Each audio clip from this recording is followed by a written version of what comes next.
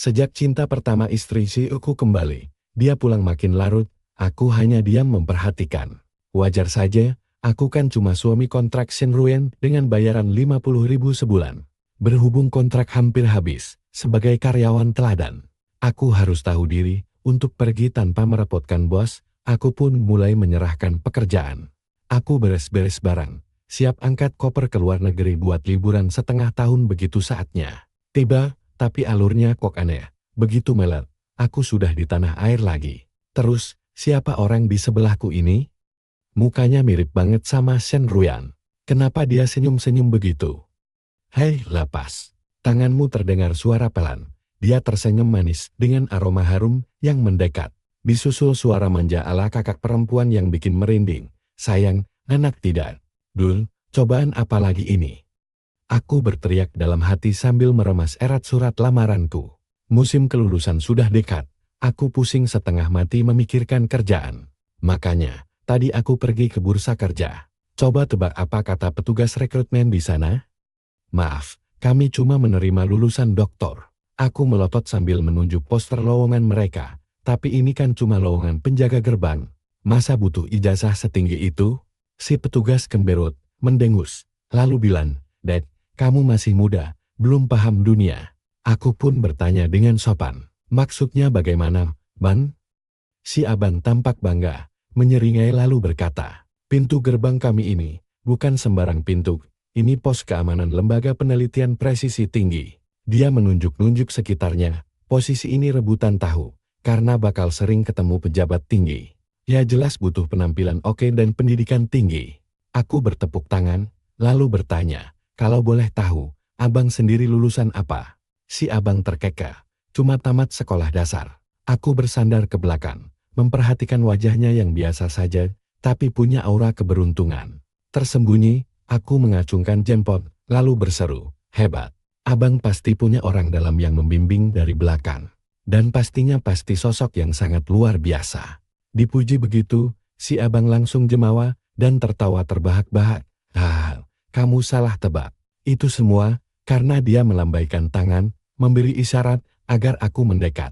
Aku menoleh ke kanan kiri, lalu mendekat layaknya agen rahasia. Dengan bangga dia berbisik, karena ayahku kepala lembaga ini. Sontak aku langsung menaruh hormat setinggi-tingginya. Aku mengacungkan jempol lagi, pamit. Lalu pergi mencari lowongan lain. Aku mencari stan yang antreannya panjang, lalu mengantar dengan sabar. Lama kemudian, giliranku tiba. Halo, saya merasa sangat cocok dengan posisi ini. Ini riwayat hidup saya, aku menyodorkannya. Tapi ibu-ibu di depanku malah mengabaikanku dan asyik makan kuaci. Kukira dia tidak dengar, jadi aku menyapa sekali lagi. Ketuk-ketuk, si ibu mengetukkan jarinya ke poster lowongan kerja. Aku membacanya teliti. Posisi ini cuma menerima satu orang. Syaratnya, pertama, tinggi badan harus di antara 165 sampai 166 cm, berat badan 100 sampai 100,5 kg. Kedua, wajib lulusan jurusan tertentu, lulusan SMP dan SMA tertentu. Ketiga, karena posisi khusus, ada kriteria rupa yang sangat spesifik. Mulutku menganga lebar usai membaca, lalu memandang si ibu yang baru saja meludahkan kulit kuaci. Kemudian, dia menatapku dengan iba sambil mengangguk, seolah bilang, paham kan maksudnya? Baiklah, aku mengerti. Aku tidak percaya pemuda jujur di usia produktif, sepertiku tidak bisa dapat kerja. Berikutnya, aku mendatangi stan bapak-bapak berwajah ramah, syaratnya kelihatan normal. Halo Pak, ini berkas lamaran saya. Si bapak tersenyum ramah, mengambil berkasku, lalu membacanya teliti. Harapan baruku langsung menyala. Didorong tatapan setujunya, aku pun memperkenalkan diri dengan penuh semangat. Si bapak mendengarkan sambil tersenyum hangat, lalu berujar, sudah saya baca. Nak, kamu hebat sekali, bakat yang kami cari. Benarkah? Pria ramah itu mengangguk mantap.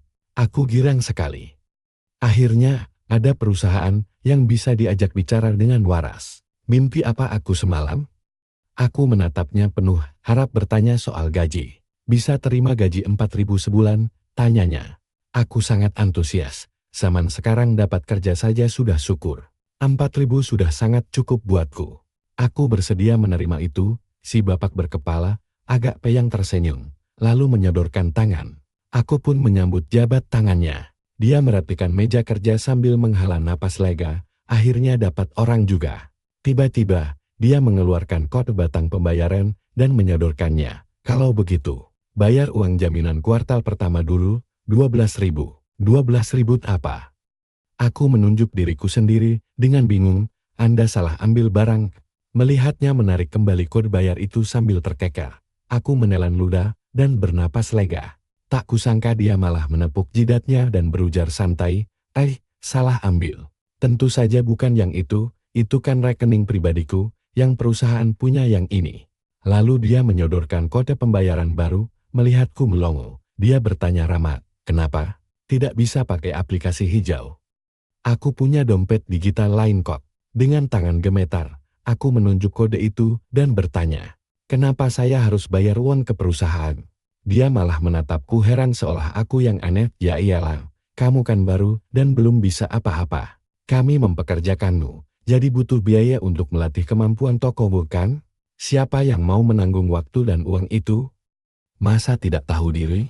Bagaimana kalau nanti kamu keluar dan pindah ke tempat lain? Siapa yang ganti rugi tenaga kami? Dia terus mengoceh, membuat kepalaku pusing, sampai refleks menjawab berarti maksud Anda. Saya kerja tanpa digaji pun wajar saja, karena perusahaan sudah melatih dan memberi saya kesempatan. Mendengar itu, si bapak kegirangan, nah, pintar sekali kamu. Cepat juga pahamnya. Sana pergi, bentakku emosi, lalu langsung kabur mengabaikan seruannya. Gila saja orang-orang ini, mau memeras anak magang rupanya. Aku tidak percaya tidak ada lowongan yang benar. Kali ini, aku menghampiri seorang pemuda seusiaku. Dia memakai setelan jas necis lengkap dengan kartu nama. Terlihat sangat profesional. Pasti perusahaan besar. Halo, ini berkas lamaran saya. Si pemuda keren itu mengambil berkasku, lalu mulai mencoret-coretnya dengan pena. Dia bertanya santai, lulusan kampus mana?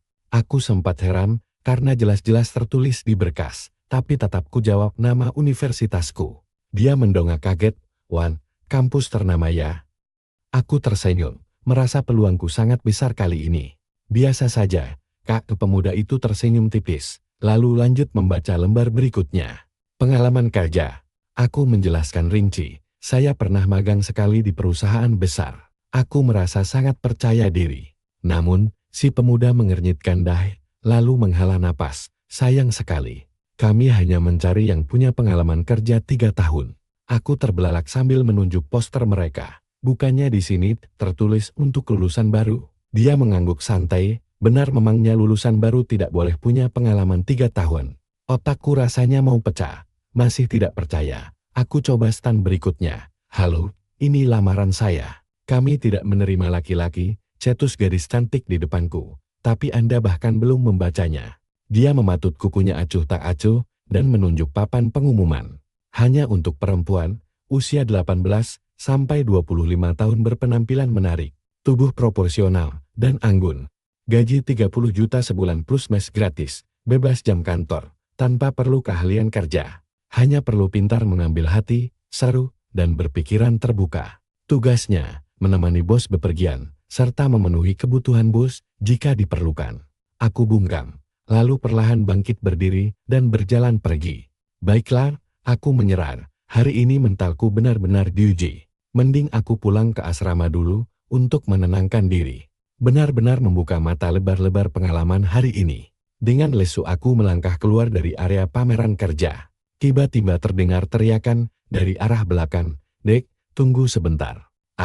Pasti bukan memanggilku. Kecuali dia memanggilku pemuda tampan. Mas tampan, yang lagi membungkuk lesu tunggu dulu.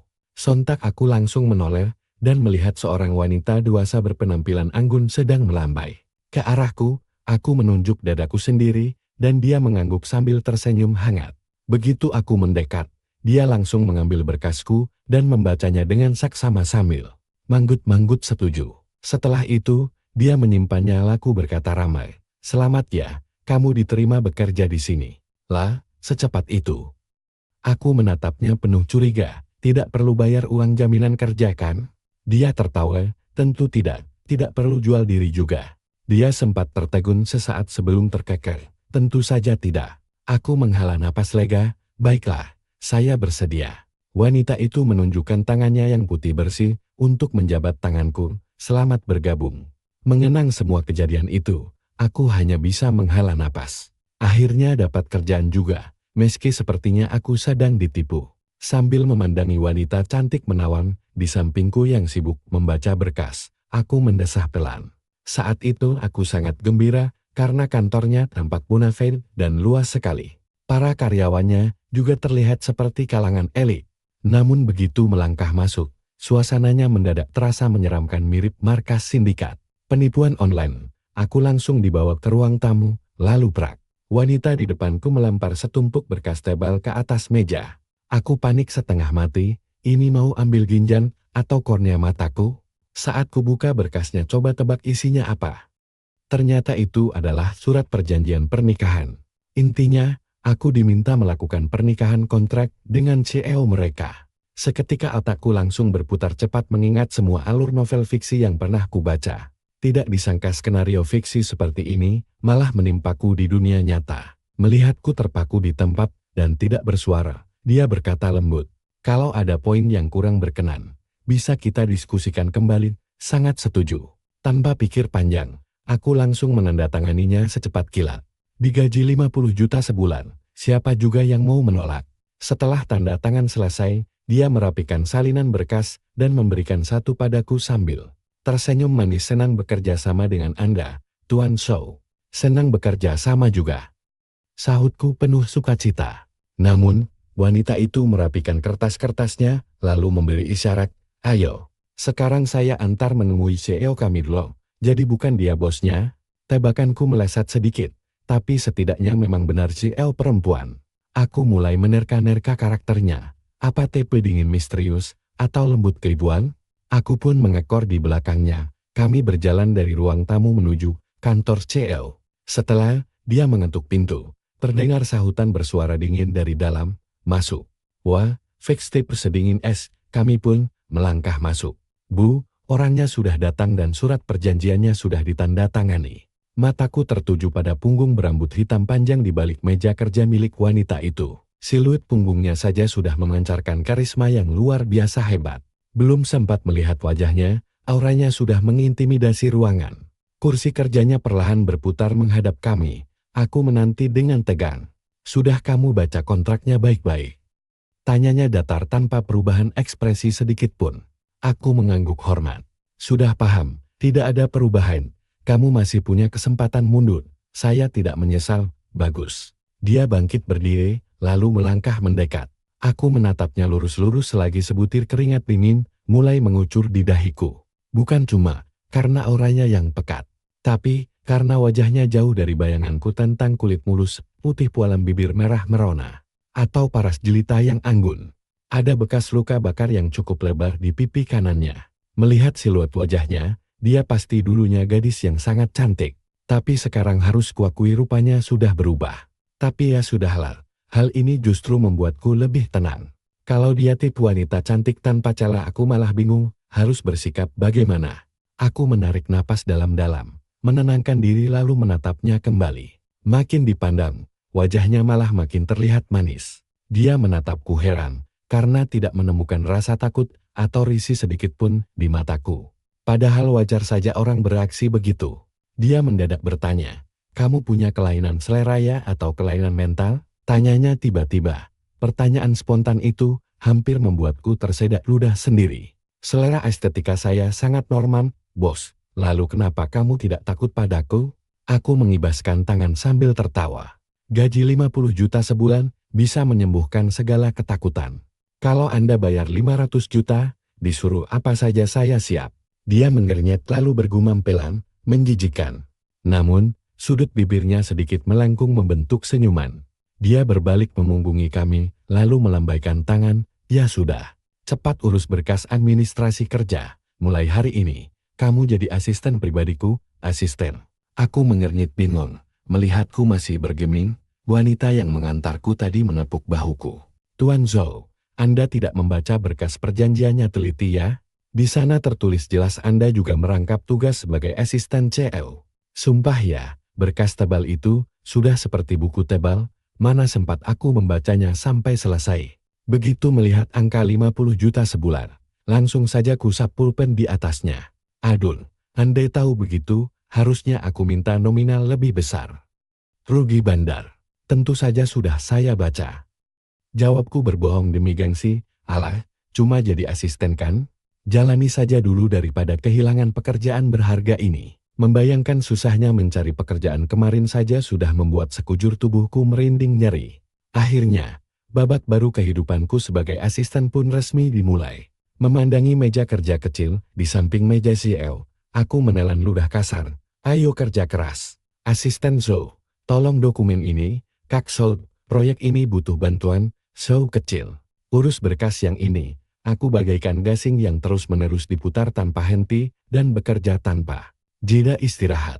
Suatu hari, saat aku sibuk memeriksa perkembangan proyek teranyar perusahaan, Shen Ruyan bos besarku sekaligus istri kontrakku menaruh dokumennya dan menatapku lekat-lekat.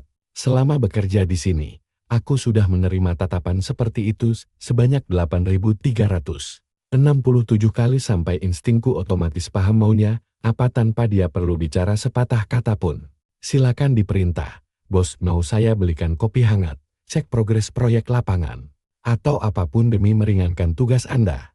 Aku sangat tahu diri, mencari pekerjaan bergaji 50 juta sebulan dengan jaminan sosial. Selengkap ini di zaman sekarang, susahnya minta ampun. Namun Shen Ruyan justru menaikkan alisnya dan berkata pelan, bukan semua itu. Gawat, tebakanku meleset. Kemampuan menjilatku yang legendaris mendadak tidak berguna.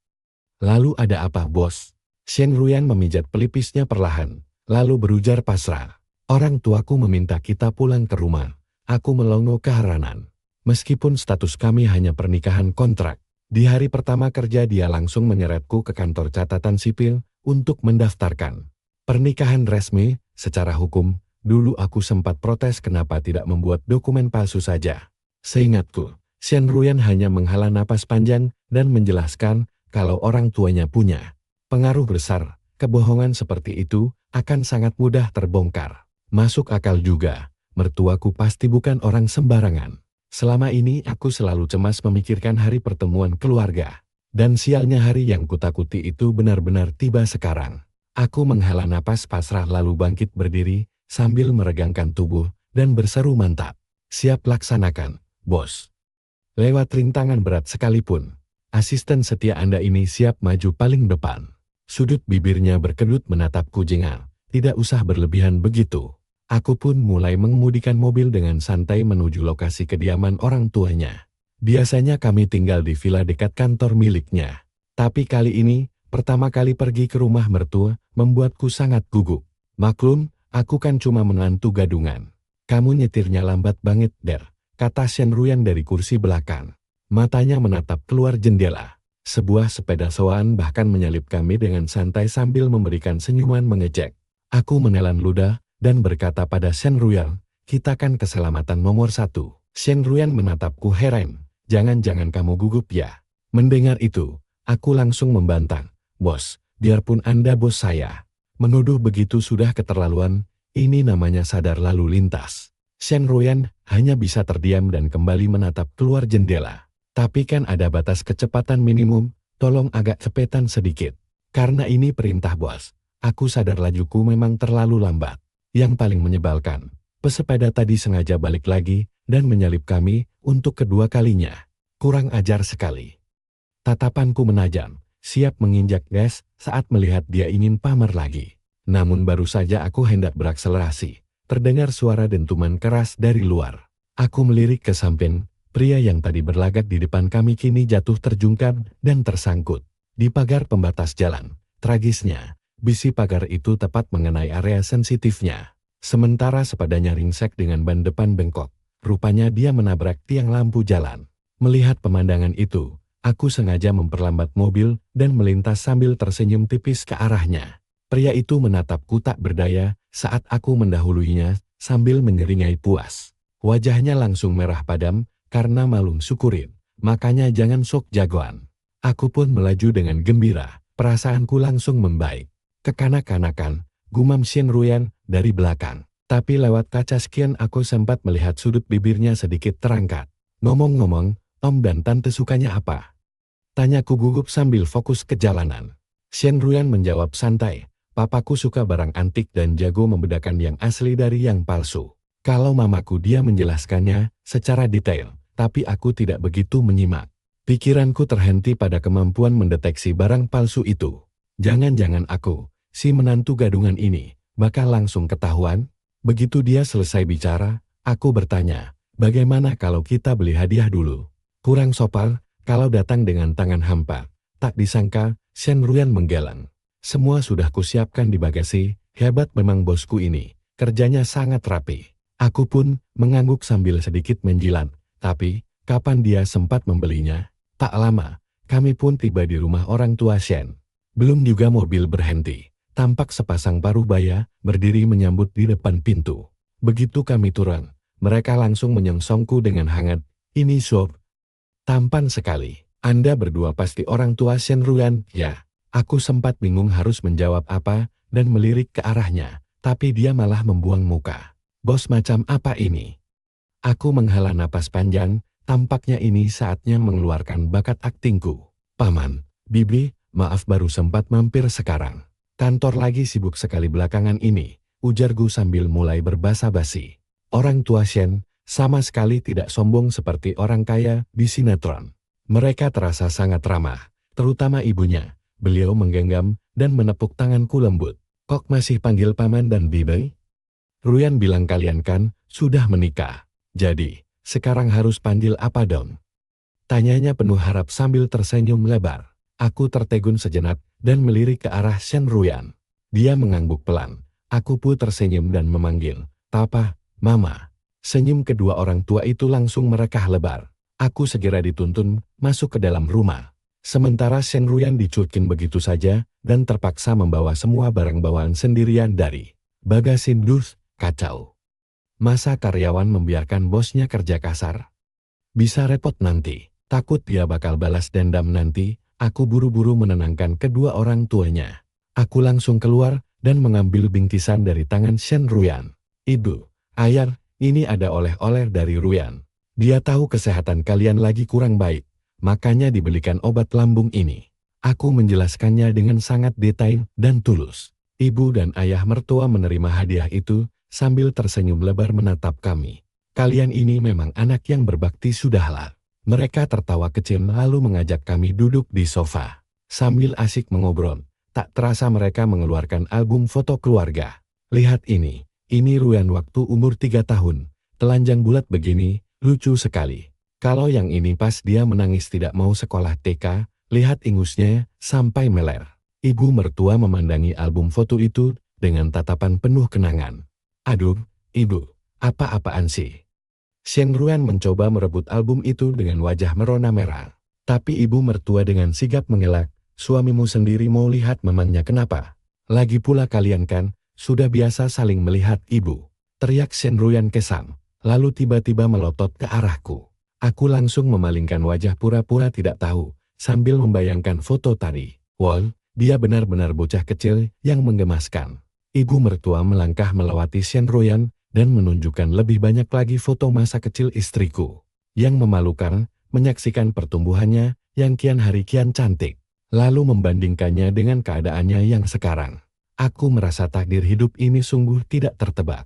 Tom, tidak ada seorang pun di dunia ini yang tidak peduli pada penampilan fisiknya. Terkadang, saat kami pergi keluar bersama Shen Ruyan juga sering memakai masker dan topi. Karena biar bagaimanapun, meskipun kita sendiri tidak ambil pusing, tatapan aneh dari orang-orang di sekitar tetap saja tidak bisa dihindari. Tapi, saat terus membalik halaman album, aku menyadari di foto-foto bagian belakang ada sosok pria tampan, namun berpenampilan agak feminin, yang berpose keren bersama Shen Ruyan sambil memakai masker pelindung wajah. Sambil berpose sangat keren, karena penasaran, aku pun langsung bertanya. Ibu mertua melirik ke arah Shen Ruyan, lalu tersenyum tipis. "Ah, dia itu sahabat dekatnya Ruyan." Aku pun langsung paham, zaman sekarang memang biasa perempuan punya sahabat pria. Bahkan di novel-novel fiksi, karakter bos wanita dingin selalu punya sosok cinta pertama atau Sahabat setia yang tak tersampaikan seperti ini. Entah dia orangnya atau bukan. Nah, saat waktu makan malam tiba, inilah kesempatan emasku untuk pamer keahlian memasak. Nanti Shen Ruyan pasti merasa tidak enak kalau tidak menaikkan gajiku. Ibu, istirahat saja di sana. Biar kalian berdua mencicipi masakan buatanku hari ini, kataku sambil menuntun ibu mertua ke arah sofa. Mana bisa kamu memasak sendirian? Biar ibu bantu kamu. Tidak usah, Bu, aman saja kok. Saya bisa sendiri. Aku mendudukkannya dengan lembut. Sadar tidak bisa mendebatku lagi. Ibu mertua tiba-tiba menoleh ke arah Shen Ruyan yang sibuk bermain ponsel di sofa seberang. Ruyan, sana bantu yang di dapur. Shen Ruyan langsung melotot kaget menatapku, tapi kepalanya malah dijetak oleh ibunya sendiri. Kenapa melotot? Berani-beraninya mengancam suamimu di depan ibu. Cepatan sana. Dengan terpaksa, Shen Ruyan akhirnya mengekor di belakangku. Tapi melihat dia yang berdiri kebingungan di dapur membuat kepalaku mendadak pening. Dunia benar-benar sudah terbalik, masa aku malah menyuruh bos sendiri membantuku masak. Bos Shen Ruyan melotot tajam, lalu melirik ke arah luar. Aku pun langsung meralat ucapanku dengan cepat, istriku sayang, bantu aku sedikit saja ya. Tolong cuci sayur atau rebus air saja. Tak disangka, Shen Ruyan mendengus dingin. Kamu meremehkan tuh ya? Manja sekali bos satu ini. Aku pun tertawa canggung, mana berani. Justru ini langkah paling krusial. Tanpa sayuran bersih dan air panas, masakanku tidak akan bisa matang sempurna. Dia sempat terdiam sejenak. Kupikir dia sudah setuju. Namun sedetik kemudian, dia malah menatapku serius dan berucap ajari aku memasak. Aku terkejut mendengarnya. Kamu mau belajar? Tapi kan kamu sama sekali tidak perlu repot melakukan ini. Aku ingin belajar. Baiklah, terserah. Dengan pasrah, aku mulai membimbingnya langsung secara perlahan. Kita mulai dari memotong sayur dulu ya. Perhatikan caraku. Aku pun mempraktikannya. Tapi saat dia mencoba sendiri, gerakannya masih kaku sekali. Memang benar, setiap orang punya keahliannya masing-masing. Setelah beberapa kali, dia kesal melihat potonganku. Akhirnya dia mengajariku langsung dengan memegang tanganku. Bos wanita ini memang tidak mau kalah. Aku pun mendekat dari belakangnya dan menggenggam kedua tangannya. Bukankah ini terlalu dekat? Menghirup aroma sampo dari rambutnya, aku menggelengkan kepala dalam hati. Baiklah, kita mulai. Tentu, karena caraku membimbing yang terlalu efektif, dia berkembang dengan sangat cepat. Kami pun berhasil menyelesaikan masakan kami. Ayah mertuaku tertawa lebar dan berkata, akhirnya dia bisa merasakan masakan putrinya seumur hidup ini. Shen Ruyan protes, mengklaim dia pernah memasak sebelumnya, tapi ibunya menyahut. Apa itu bisa disebut makanan? Mertuaku tertawa renyah, sementara Ruyan tampak cemberut. Suasana meja makan terasa sangat hangat menurutku. Setelah makan, kami mengobrol sebentar. Karena ada urusan kantor, kami pun berpamitan. Ibu mertua berteriak dari pintu, menyuruh kami sering berkunjung jika ada waktu luang. Aku mengangguk dan meminta mereka masuk. Pekerjaan kantor menumpuk dan kepulangan kami kali ini adalah untuk mengurus proyek besar. Di perjalanan pulang, suasana di dalam mobil begitu tenang. Aku mulai merenungkan kejadian di rumah Shen Ruyan tadi. Berdasarkan pengalamanku membaca novel romantis selama bertahun-tahun, aku membuat tebakan yang cukup berani. Pria di foto itu pasti cinta sejati masa lalu Ruyan yang tidak bisa dilupakan. Namun, entah karena alasan apa, dia pergi meninggalkannya. Dan sekarang, pernikahan kontrakku dengan Ruyan kemungkinan besar juga karena desakan dari orang tuanya yang terus menyuruhnya menikah. Entah bagaimana ceritanya, aku yang biasa-biasa saja ini terpilih menjadi suami palsunya. Mungkin dia terpesona ketampananku. Aku tersenyum tipis. Melalui spion tengah, aku melirik Ruyan yang sedang menopang dagu menatap keluar jendela dengan mata setengah terpejam. Bos, panggilku pelan. Dia pun menoleh malas ke arahku terlihat sangat mengantuk. Ada apa? Tanyanya. Aku tersenyum ramah dan berkata lirih, setelah melihat foto masa kecil bos hari ini, ternyata Anda memang hebat sejak dulu ya. Piala penghargaan yang Anda raih jangan menjilat, katakan saja langsung. Potongnya dengan suara lembut. Dia memang mengantuk, tapi bicaranya tetap tegas dan tidak suka bertele-tele. Aku menelan ludah sambil tersenyum canggung. Pria yang berdiri di sebelah bos juga terlihat sangat luar biasa. Dia pasti orang yang sangat penting bagi Anda. Ya, jawabnya singkat. Melalui kaca spion, kulihat dia sudah bersandar dan terlelap tidur. Aku menggemudi dalam keheningan, meski hatiku rasanya sedang merayakan kembang api. Kawan, tebakanku tidak salah lagi. Langkah selanjutnya kini sudah sangat jelas bagiku. Novel memang terinspirasi dari kehidupan nyata, bahkan kadang kenyataan jauh lebih gila. Urusan kantor sangat banyak.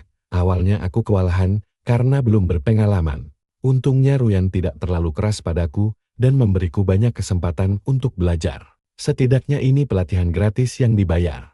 Setiap kali melihat nominal gaji yang masuk ke rekening bulanan, semangatku langsung membara. Berdasarkan teori klasik dari seorang paman dulu, di luar status pernikahan kontrak ini, aku mendapatkan pengalaman kerja, sekaligus gaji melimpah. Aku harus bekerja keras, apalagi Ruyan memang bos yang sangat dermawan. Bonus dari beberapa proyek terakhir yang kuikuti benar-benar membuatku tercengang. Rasanya, ilmu yang kupelajari dalam seminggu ini jauh lebih banyak dibanding kuliah selama 7 tahun saat kuliah magister dulu.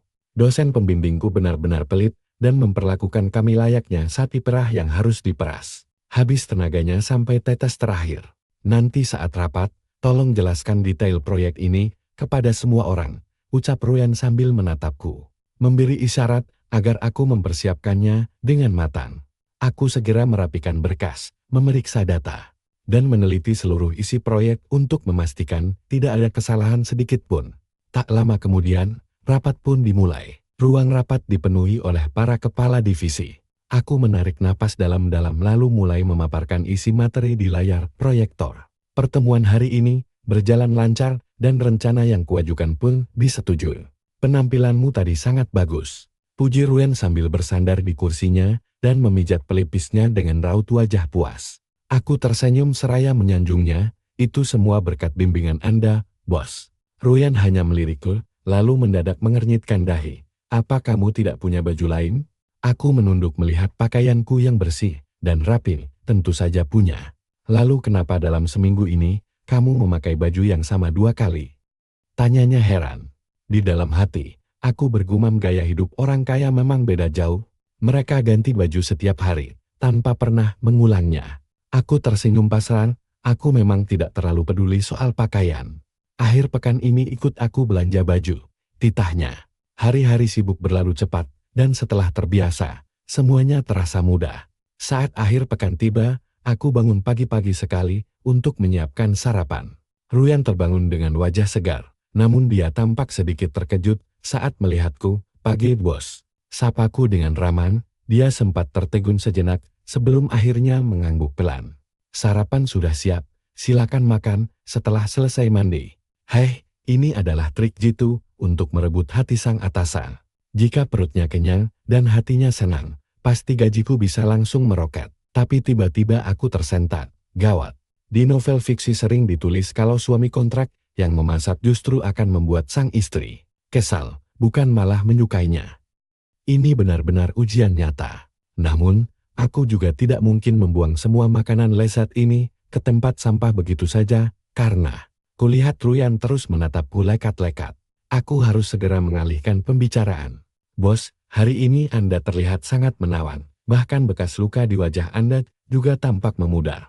Sesaat setelah mengucapkannya, aku ingin menampar mulutku sendiri karena salah bicara.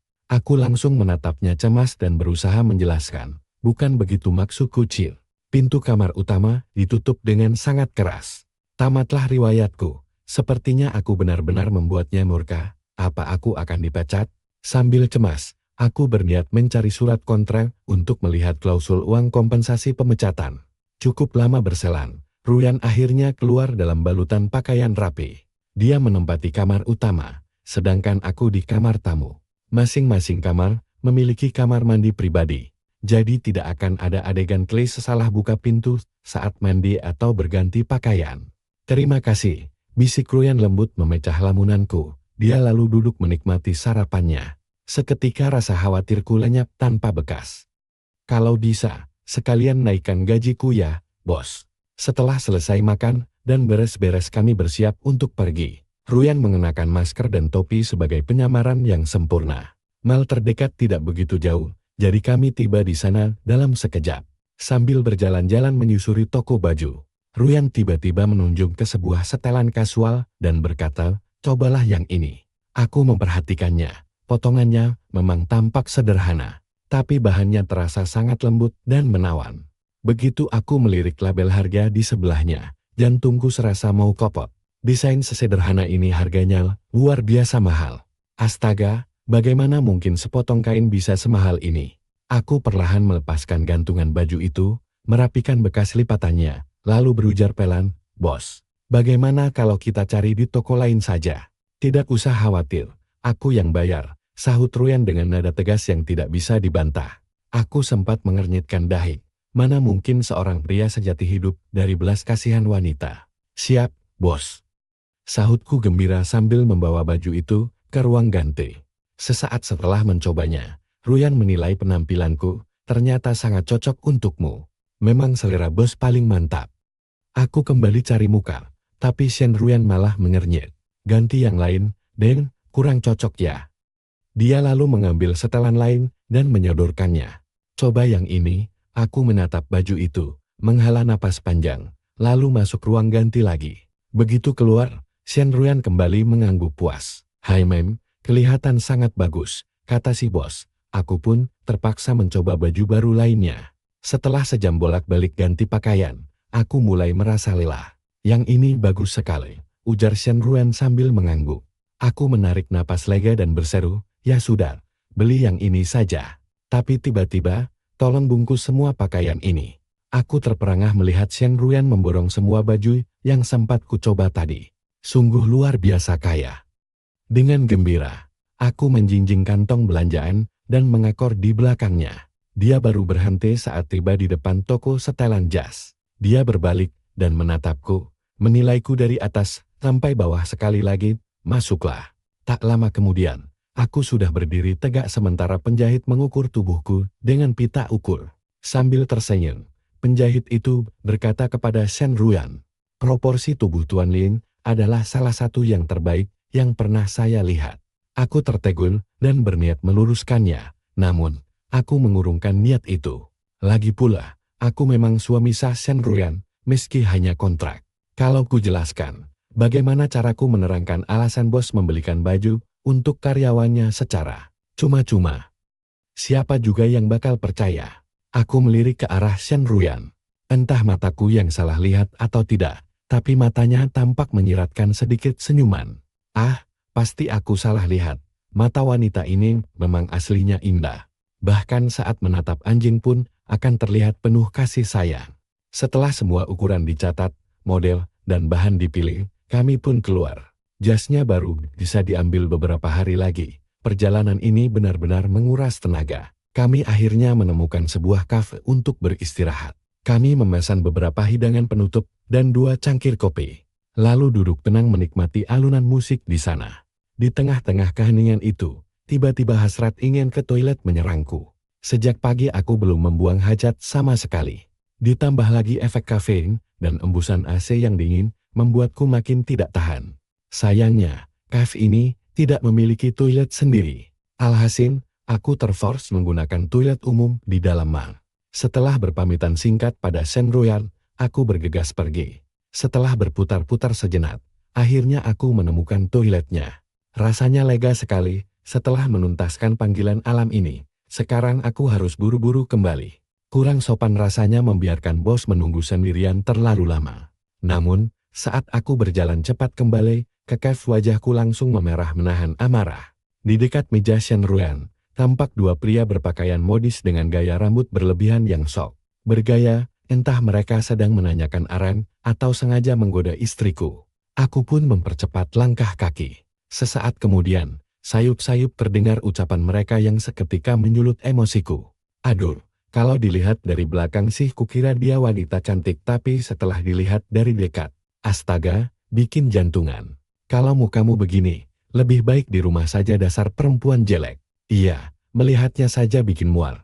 Jangan-jangan dia habis kena asap sampai mukanya hancur begitu." Mereka tertawa mengejek dan tampak mulai lancang ingin menyentuhnya. "Kurang ajar. Biarpun aku hanya suami kontrak, aku tetap suaminya. Berani-beraninya mereka menghina istriku di depanku. Ini benar-benar tidak bisa ditoleransi. Pergi kalian. Bentakku sambil melayangkan tendangan keras yang sukses membuat salah satu dari mereka tersungkur. Ke lantai, satu orang lagi langsung kutarik kerah bajunya dan kuhadiahi tamparan bertubi-tubi.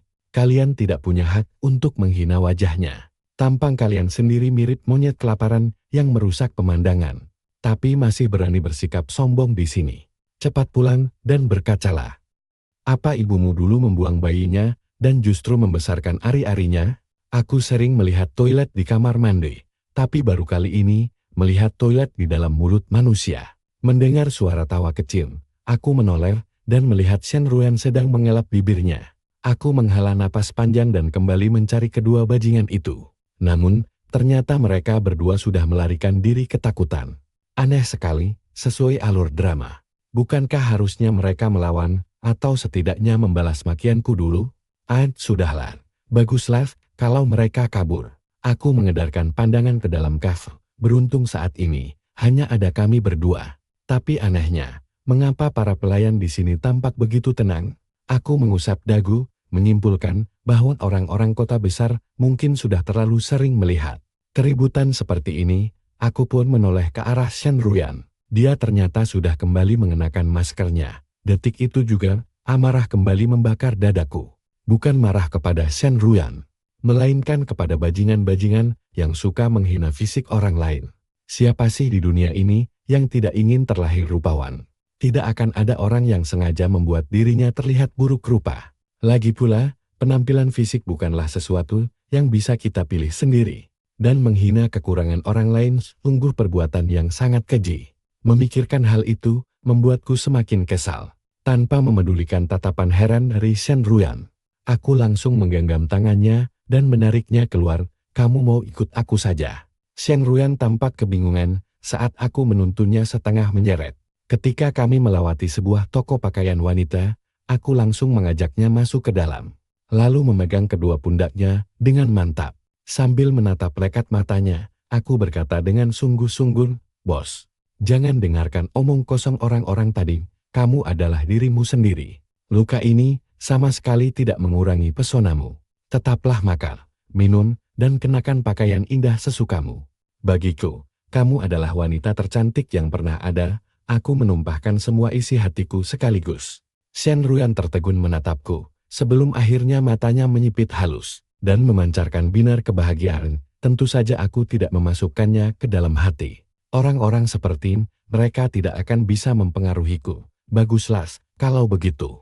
Aku langsung mengambil beberapa pakaian yang sudah kuincar sejak tadi dan menyodorkannya kepadanya. Shen Ruyan biasanya selalu memakai warna-warna dingin. Aku belum pernah melihatnya memakai gaun berwarna hangat.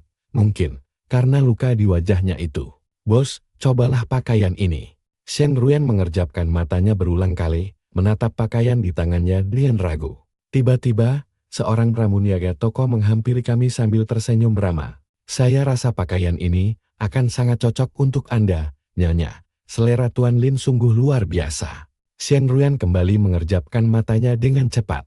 Tanpa banyak bicara, aku langsung mendorongnya masuk ke kamar Puff. Dia tidak bisa melawanku, karena tenagaku jauh lebih kuat, jadi dia terpaksa menurut dan masuk ke dalam. Sementara itu, aku menunggu di luar sambil mendengarkan rekomendasi pramuniaga untuk memilih beberapa potong pakaian lagi. Beberapa menit kemudian, terdengar suara malu-malu. Apakah ini terlihat aneh? Shen Ruyan keluar sambil memegangi ujung daunnya dengan canggung. Rasanya ini kurang cocok untukku. Namun, aku justru tertegun terpaku melihat penampilannya yang sangat sempurna. Sang Cieo berhati dingin yang biasanya tampil kaku, kini terlihat sangat menawan dalam balutan gaun lucu ini. Perbedaan gayanya benar-benar luar biasa. Wan, ini sangat cocok untukmu, ujarku sambil mengacungkan jempol dan memujinya setinggi langit. Benarkah? Tanya Shen Ruyan dengan nada sangsi. Aku mengangguk mantap. Tentu saja benar. Kalau tidak percaya, tanyakan saja pada Mbak Pramuniaga ini. Pramuniaga di sebelahku pun mengangguk setuju dengan senyuman lebar sambil berkata, gaun ini memang terlihat sangat cantik pada Anda. Shen Ruyan memperhatikan pantulan dirinya di cermin sebelum menghela napas pasrah. Baiklah, Kita ambil yang ini saja, ayo kita pergi sekarang, mana bisa begitu saja? Masih ada yang lain. Seruku sambil menyodorkan beberapa potong gaun baru padanya, sambil tersenyum lebar. Tenang, ini murni demi kebaikan, bukan untuk memuaskan hasrat pribadiku. Benar-benar murni membantu. Setelah perjuangan panjang, aku membawa banyak kantong belanjaan sambil menuntun Shen Ruyan keluar toko. Tentu saja, semua pakaian itu kubayar dengan uangku sendiri. Masa iya aku membiarkan bos membayar pengeluaran kecil seperti ini? So Yan, sebenarnya kita mau kemana? Tanya Shen Ruyan dengan wajah kebingungan. Aku menoleh ke belakang dan memamerkan senyuman lebar. Bos ikut saja denganku dulu. Sembari berkata begitu, aku terus menuntunnya berjalan menyusuri koridor mal. Akhirnya sampai. Seruku gembira menatap papan nama sebuah studio rias. Shen Ruyan memandangi tempat itu dengan penuh tanda tanya. Namun tetap melangkah, mengikutiku tanpa banyak bicara. Aku segera menemui seorang penata rias wanita yang sedang senggang di dalam dan menjelaskan keinginanku secara detail. Tak lama kemudian, tolong bantuannya ya, ujarku dengan sungguh-sungguh. Gadis penata rias itu mengangguk ramah, lalu menatap Shen Ruyan sambil tersenyum hangat. Serahkan saja semuanya padaku. Dia langsung menarik Shen Ruyan yang masih kebingungan untuk duduk di kursi rias. Begitu masker dilepas, sang penata rias tertegun mengamati wajahnya. Wah, Anda cantik sekali. Tapi, bagian pipi ini sebelum dia melanjutkan kata-katanya. Shen Ruyan menepis lembut tangannya sambil tersenyum tipis. Gadis itu segera memahami situasi. Lalu mengambil kuas dan peralatan make up miliknya sambil tersenyum riang ke arah cermin. Baiklah, mari kita mulai keajaibannya. Aku pun memilih duduk di sofa tunggu. Mengamati jari jemari lentik gadis itu yang mulai menorehkan keindahan di wajah istriku. Entah berapa lama waktu telah berlalu, tiba-tiba terdengar seruan riang. Selesai, sempurna. Aku langsung menoleh dan mataku langsung berbinar menatap hasilnya. Butiran glitter berwarna biru muda tampak berkilau indah di pipi mulus Shen Ruyan. Riasan wajahnya sangat memukau. Mirip dengan riasan anggun para gadis penyuka pakaian adat tradisional. Hiasan berkilau di sekitar sudut matanya sama sekali tidak terlihat aneh, melainkan terasa sangat menyatu alami. Sang penata rias tidak mencoba menutupi bekas luka itu, melainkan menyulapnya menjadi sebuah karya seni yang menawan. Cantik sekali, pujiku tulus, tanpa bisa ditahan. Shen Ruyan tampak sedikit tersipu malu. Namun dia tetap membisikkan ucapan terima kasih dengan lembut. Setelah itu, aku setengah memaksa menariknya pergi ke studio foto terdekat untuk mengabadikan momen berharga ini. Hari yang melelahkan, namun membahagiakan akhirnya usai. Malam harinya, aku berbaring di tempat tidur dengan perasaan sangat puas. Namun begitu memejamkan mata, kepalaku mendadak diserang kepanikan. Aku langsung terduduk kaget. Astaga, apa tindakanku seharian ini terlalu berlebihan dan tidak sopan pada bos sendiri? Jangan-jangan besok pagi aku bakal langsung dipecat hanya karena melangkahkan kaki kiri duluan. Saat masuk kantor, malam yang penuh kecemasan pun berlalu. Selamat pagi, bos, sapaku gugup saat melihatnya keluar kamar.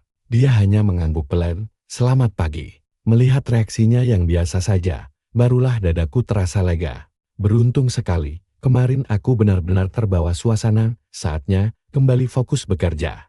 Hari-hari berikutnya berjalan seperti biasa dengan tumpukan tugas yang menggunung. Namun aku mulai merasa semakin terbiasa dan mahir menyelesaikannya. Kak Sol, belum pulang? Tanya seorang rekan kerja saat aku sedang membuat kopi di pantry. Masih ada sedikit laporan yang harus diselesaikan. Memangnya kamu mau membantuku di sini? Temanku itu langsung tertawa terbahak-bahak. Hahaha, aku masih ada urusan lain. Pamit duluan ya. Kak Sol juga jangan pulang terlalu larut. Ini sudah hampir jam 2 pagi. Selesai berucap, dia langsung melesat pergi. Aku melirik jam di tangan. Ternyata sudah pukul 1:48 dini hari. Memang sudah sangat larut, sembari meregangkan tubuh yang kaku.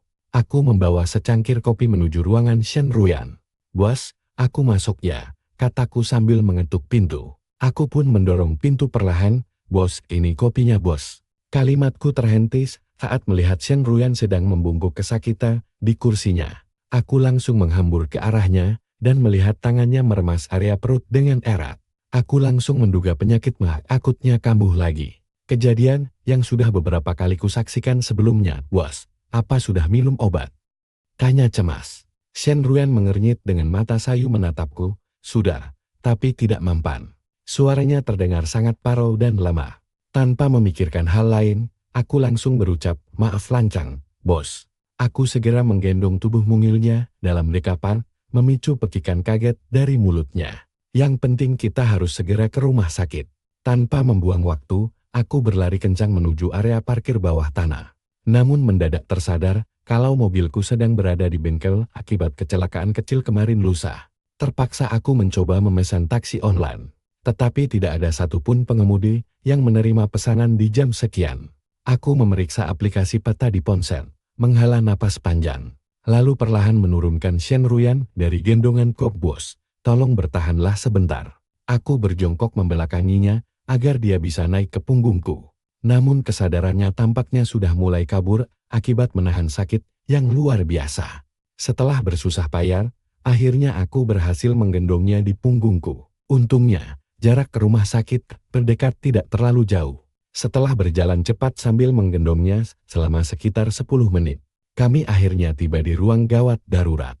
Hasil pemeriksaan dokter menunjukkan dia terkena gastritis akut yang cukup parah. Sedikit terlambat saja, lambungnya bisa mengalami kebocoran. Menatap wajah pucat Shen Ruyan yang kini terbaring lemah dengan selang infus terpasang di tangannya, aku hanya bisa menghela napas panjang melihat wanita tangguh ini. Dia selalu saja mendahulukan pekerjaan di atas segalanya. Sudah berulang kali kuingatkan untuk menjaga pola makan. Tetapi dia selalu mengabaikannya dengan melewatkan jam makan sesuka hati. Sekarang rasakan sendiri akibatnya.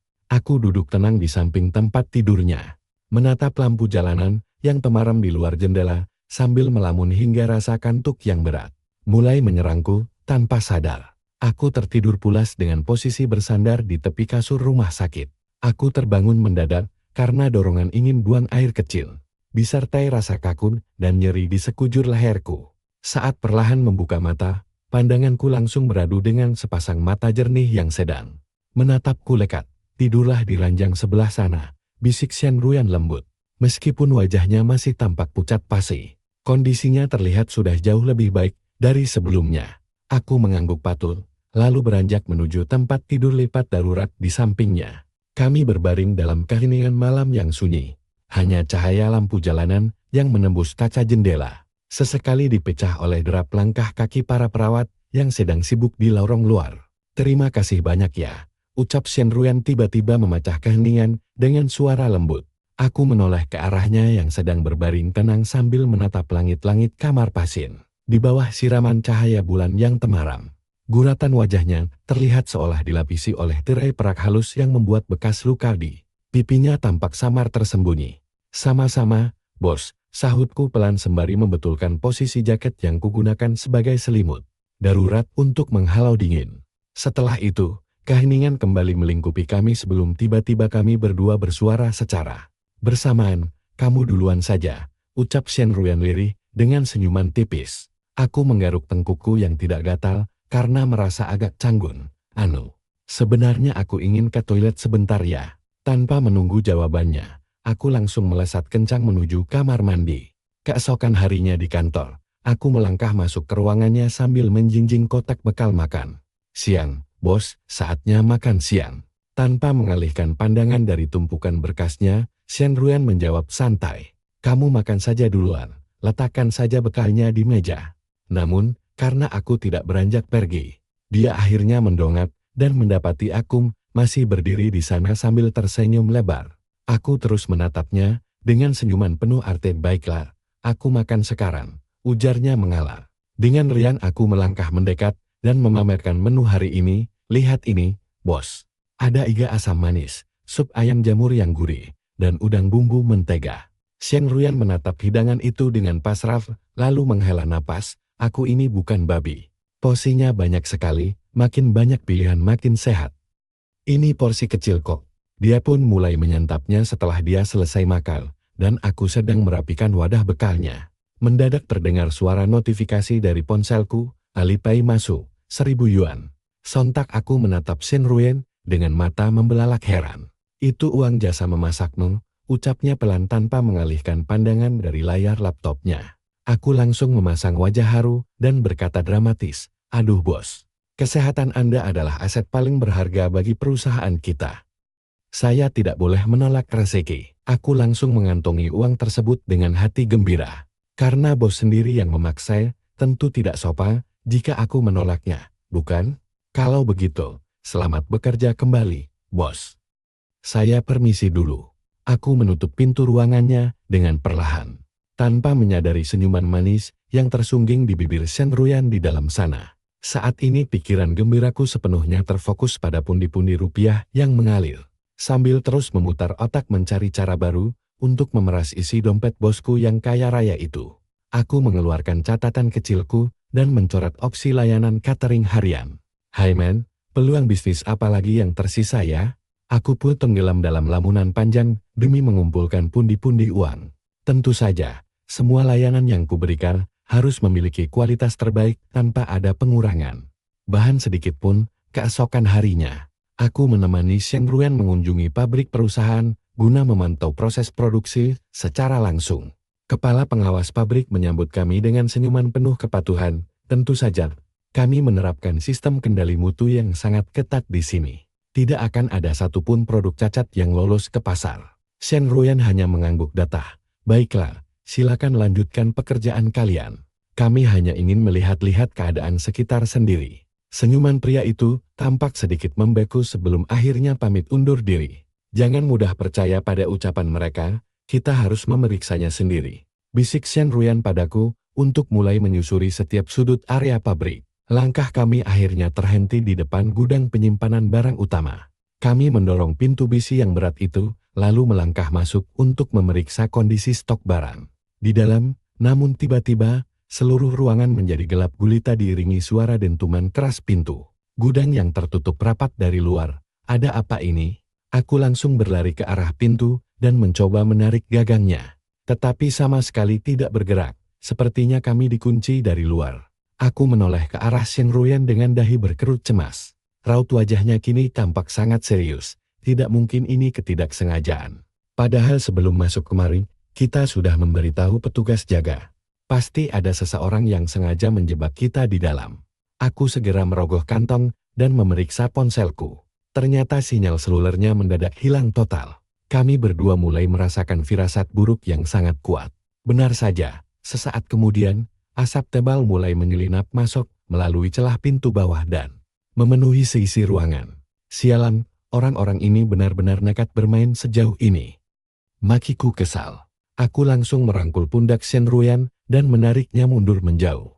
Sembari mengedarkan pandangan mencari alat pemadam api atau kain basah. Jika mereka berniat membakar kami hidup-hidup, maka sistem proteksi kebakaran di dalam sini pasti sudah disabotas. Benar saja dugaan kami. Karena barang-barang di dalam gudang ini sangat mudah terbakar. Kobaran api dengan cepat merambat masuk sementara sensor alam kebakaran sama sekali tidak berbunyi. Api berkobar di sekeliling kami, dan asap tebal menyelimuti udara. Aku dan Shen Ruyan terpaksa menutup hidung pakai baju, tapi tetap saja tersedak hebat. Mendengar aku terbatuk-batuk, Shen Ruyan menatapku sambil mengernyitkan dahi lalu berkata, "Tidak ada pilihan lain, balikkan badanmu dan tutup telingamu sekarang." Aku pun berbalik arah untuk mengamati sekitar. Setelah mengamati sekitar sejenak, terdengar suara dari belakangku, "Sudah selesai. Sekarang kamu boleh berbalik, entah karena efek pantulan api atau bukan." Wajah Shen Ruyan terlihat agak merona merah. Dia menyodorkan sepotong kain padaku yang tampaknya sengaja dibasahi. "Gunakan ini untuk menutup hidung dan mulutmu selagi kita mencari jalan keluar." Dengan bingung aku menerima kain itu. Mengendusnya sebentar, lalu mendongak dan berkata, "Bos, sebenarnya aku sudah menemukan jalan keluar." Aku menunjuk ke arah jendela yang tidak jauh dari kami. Posisinya agak tinggi tapi patut dicoba. Tanpa memedulikan ekspresi canggung di wajah Shen Ruyan, aku mulai menumpuk beberapa kotak untuk memanjat ke atas. Setelah bersusah payah naik, aku mencoba mendorong jendela itu.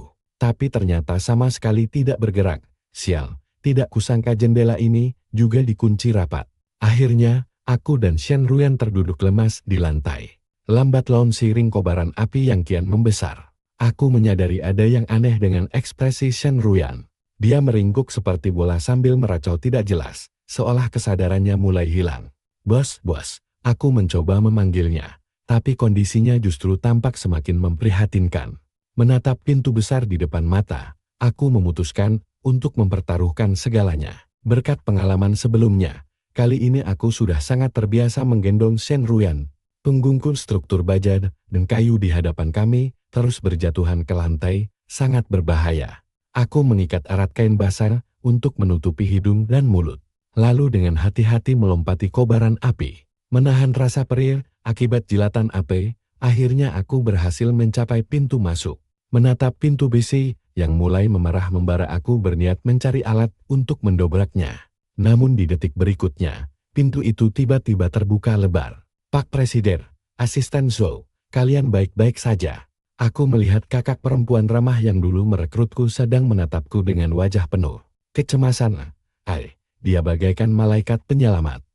Setelah itu, pandanganku langsung gelap. Saat membuka mata kembali, aku sudah terbaring di ranjang rumah sakit. Sudah sadar? Kakak baik hati itu kebetulan masuk ke ruangan. Aku mencoba bangkit untuk bertanya, tapi dia langsung menjawab duluan, Pak Presiden baik-baik saja. Tenang saja, kami lalu mengobrol sebentar, dan dari sanalah aku tahu kalau kebakaran ini disengaja.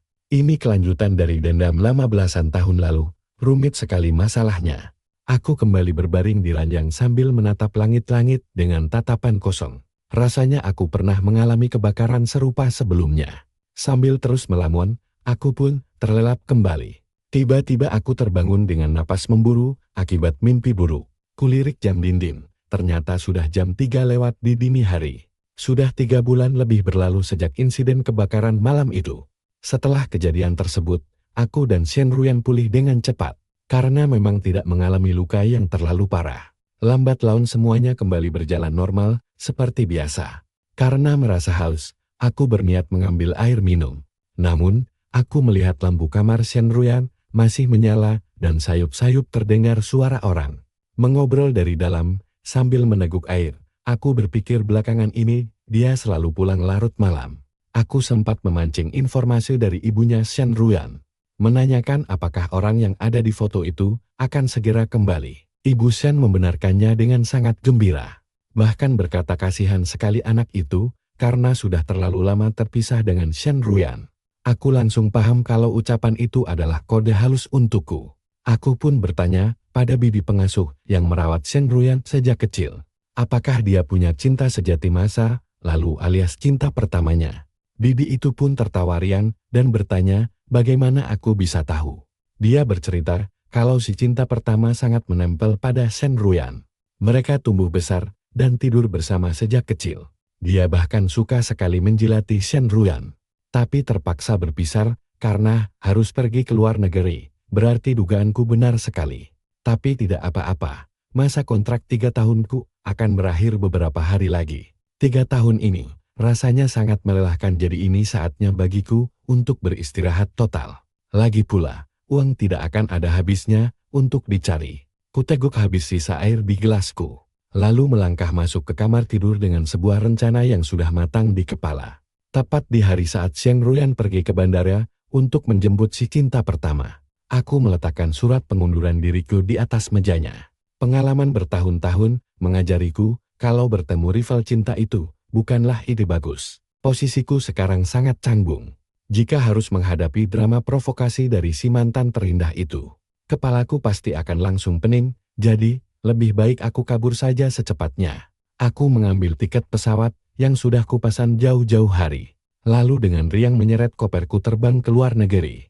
Menjelajahi dunia luar memang sudah lama menjadi impianku, tapi dulu terkendala biaya. Sekarang, mumpung bebas tanpa ada yang mengawasi, dan jarakku sangat jauh, mustahil rasanya si rival cinta itu bisa melabrakku, kan?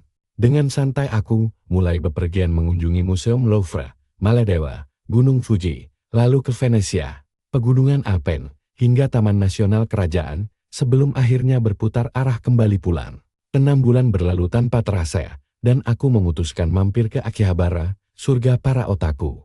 Demi mencoba cave pelayan wanita, serta membeli beberapa figur aksi karakter favorit. Harus kuakui, Akihabara memang sangat seru. Seharian berkeliling membuat kakiku terasa pegal. Setelah menyantap ramen yang direkomendasikan, aku langsung kembali ke penginapan untuk tidur. Namun di tengah tidur lelap, aku merasakan ada sepasang tangan yang meraba-raba tubuhku dengan sangat aneh. Kejadian itu bertepatan dengan mimpi anehku. Membuatku langsung terperanjat membuka mata. Tapi anehnya tubuhku terkunci rapat dan tidak bisa digerakkan sama sekali. Begitu menolak, aku baru sadar kalau tempat ini bukanlah kamar penginapan yang kusewa. Apa aku diculik? Sindikat Yakuza Jepang? Jantungku berdebar kencang, berusaha mencerna situasi gila ini. Tiba-tiba, sepasang tangan mulai merayap naik menyusuri dadaku. Saat itulah aku menyadari kenapa tubuhku terasa sangat dingin. Ternyata seluruh pakaianku sudah lenyap entah kemana. Hei, kamu, aku panik dan ingin segera bicara. Tapi di tengah jalan baru tersadar kalau dia mungkin tidak paham bahasaku. Jadi aku bersiap beralih ke bahasa Jepang. Namun, orang ini mendadak menyerang dengan sesuatu yang terasa lembut menyapu dadaku. Sontak, aku mengarahkan pandangan ke bawah dan langsung dibuat terbelalak kaget, bos. Wanita yang sedang menindih tubuhku saat ini terlihat sangat tidak asing. Aku memperhatikan lebih dekat dan ternyata itu Shen Ruyan. Bekas lukanya hilang, tapi dia memakai riasan yang dulu kubantu buat, serta gaun biru yang pernah kubelikan untuknya. Begitu melihatku menatapnya, Shen Ruyan tersenyum lebar lalu berbisik, "Kamu sudah bangun." Dia mencubitku pelan, membuat jantungku berdebar kencang. Dengan bingung aku langsung bertanya, "Bos, aku," tapi tiba-tiba dia langsung membungkam bibirku. Merapat dalam sekejap dengan rasa manis seperti permen. Kami berpagut lama sebelum akhirnya terlepas. Dengan napas terengah-engah aku menatapnya. Wajah Shen Ruyan pun merona merah. Begitu sadar aku melihatnya, dia mendadak melotot kesal dan langsung mencecarku bertanya, "Kenapa kamu kabur? Kenapa ganti nomor telepon?" Pertanyaan itu terus datang bertubi-tubi. Nada suaranya sangat galak. Aku tertawa lalu berkata, "Bukankah itu karena kontrak kita sudah habis? Aku kan hanya memberi ruang untukmu dan cinta pertamamu, haha." Tapi siapa sangka, ucapanku itu membuat bibirku dibungkam lagi. Sesaat kemudian Shen Ruyan terengah-engah, matanya berkaca-kaca saat berkata, "Cinta pertama? Apa yang kamu bicarakan?" Dengan kesal dia bahkan bersiap menggigitku lagi. Namun aku tetap mencoba bergerak, dan tiba-tiba terdengar suara klik pelan. Seolah ada saklar yang menyala hingga sekeliling menjadi terang menderang.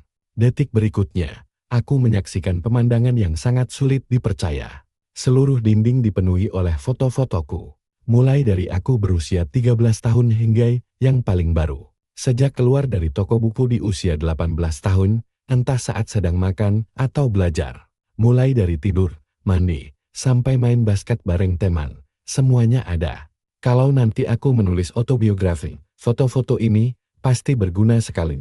Gila, mesum banget. Kenapa foto di toilet juga ada? Teriakku kaget. Shen Ruyan menatap foto-foto di sekeliling kami dengan mata penuh cinta. Lalu beralih menatapku bagaikan serigala lapar. Aku menjilat bibirku dan terkekeh. Kurasa aku melihat sesuatu yang seharusnya tidak kulihat. Tiba-tiba, dengan suara keras, pintu terbuka Ruyan. Cahaya bulan putihmu. Aku membawamu masuk. Seorang gadis berambut pendek masuk sambil membawa seekor anjing kecil berwarna putih. Dia menatap kosong ke arahku, yang terbaring di tempat tidur, dan Sui Ruyan di atasku. "Ruyan, permisi, kalian lanjut saja." Setelah berkata begitu, dia membanting pintu. Wajah orang itu terasa familiar, pikirku. Tiba-tiba setruman listrik menyengatku bukan di hati, tapi fisik. Shen Ruyan menyerangku dengan alat penyengat kecil.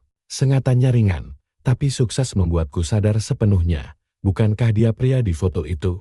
Dan si kecil anjing bernama Bayu Guang. Bodoh sekali aku ini, tubuhku disengat lagi. Dia setampan itu, sampai kamu terus memandanginya? Tanya Shen Ruyan dengan tatapan cemburu. "Haha, mana mungkin, baguslah." Dia memelukku erat, lalu berkata seolah mengenang masa-masa bahagia. "Mungkin kamu tidak ingat, kita sebenarnya sudah saling kenal sejak lama. Pada hari ulang tahunku yang ke-13, seperti kebakaran itu. Kau menyelamatkanku dari terjebak di gudang dan hampir terbakar sampai mati." Dia dengan lembut menyentuh luka di dadaku sebelumnya dan dengan manis melanjutkan.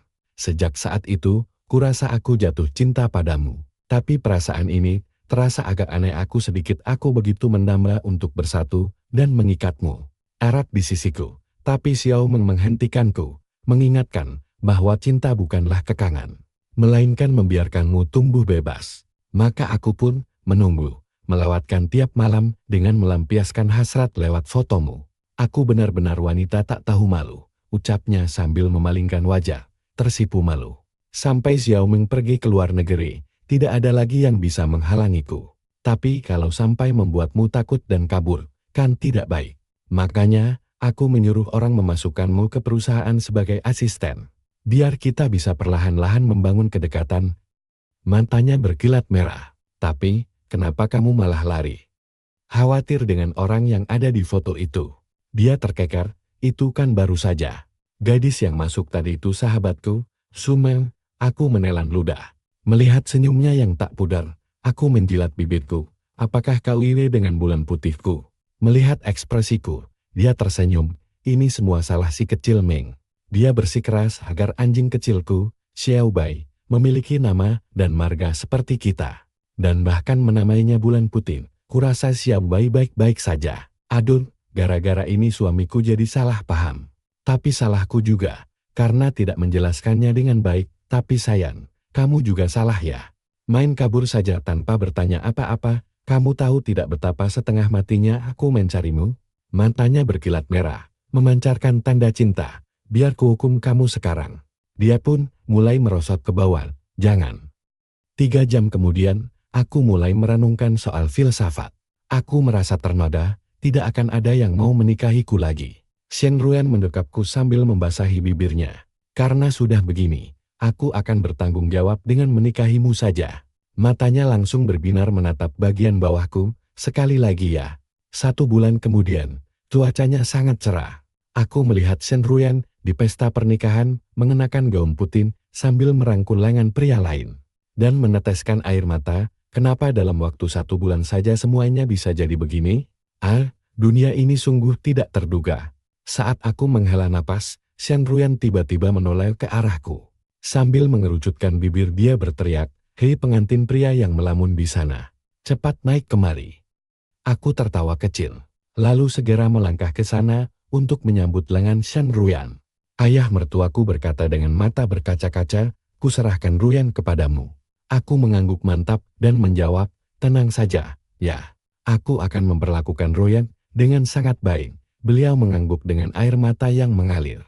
Kami pun melangkah ke depan, saling menatap mesra, bertukar cincin, dan mengikrarkan janji pernikahan. Malam itu, Shen Ruan menggigit telingaku dan berbisik begitu dia bilang, "Kalau berani kabur lagi dan ketangkap, bakal kugigit punyamu sampai putus." Seketika aku merinding dan merasa ngilu di bawah. Gara-gara ucapan itu, bahkan sampai kami berumur 90 tahunan. Kami selalu gandengan tangan tiap kali jalan keluar. Kadang dia malu dan mau lepasin, tapi aku pegang erat-erat. Sekarang, giliran aku yang bakal menggenggammu kuat-kuat, bahkan sampai mati. Harus selalu bersama.